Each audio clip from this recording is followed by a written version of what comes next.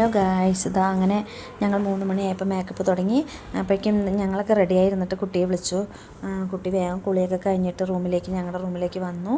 കാരണം നമ്മുടെ റൂമിൽ വെച്ചിട്ടായിരുന്നു മേക്കപ്പ്. പിന്നെ ഇതാ അവൾക്ക് റെഡിയാക്കി കൊണ്ടിരിക്കണം. അവൾക്ക് സിമ്പിൾ മേക്കപ്പ് മതി, ഹെവി വർക്കുള്ള മേക്കപ്പൊന്നും വേണ്ട പറഞ്ഞു. അപ്പോൾ ശരി ഞങ്ങൾ ചെയ്തു. പിന്നെ ഞാൻ പെർമിഷൻ ചോദിച്ചിട്ടാണ് വീഡിയോ ഒക്കെ എടുത്തത്. അപ്പോൾ കുട്ടി പറഞ്ഞു വീഡിയോ എടുത്ത് ചേച്ചി കുഴപ്പമില്ല പറഞ്ഞു. ഞാൻ എൻ്റെ യൂട്യൂബിൽ ഇടുന്നൊക്കെ പറഞ്ഞു. പിന്നെ അതാ ഞങ്ങൾ ഹെയറൊക്കെ സെറ്റ് ചെയ്ത് കൊടുത്തു. പിന്നെ നല്ലൊരു കുട്ടിയാണ്.